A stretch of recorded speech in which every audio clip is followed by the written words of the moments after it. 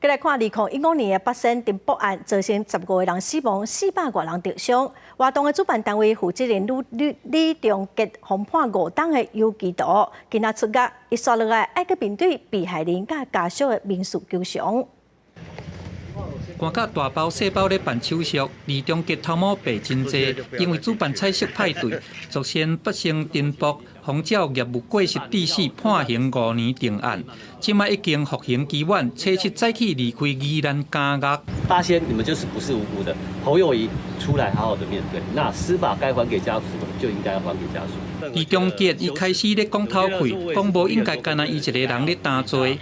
回顾2015年这件代志，活动伫个八仙乐园举行，向阳发生粉尘爆炸。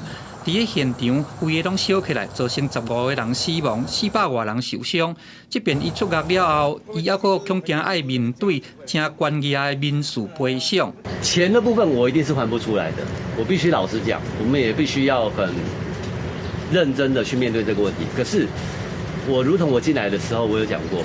我会用我的方式来帮忙这件事情。如果他的财产呢只有这么100多万的话，你说他有可能说能够赚个几亿然后做赔偿吗？那不可能的，不可能的哦。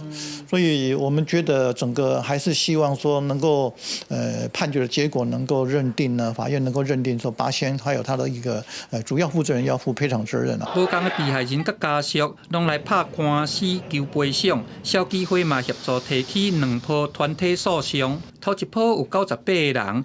一审判赔4亿外，已经开始上诉2审。第2波有300多人，拢还佫伫个一审审理。伫个代志发生了后，官司牵迟真侪年拢无结束，将来是毋是会当摕到赔偿，嘛还毋知。记者综合报道。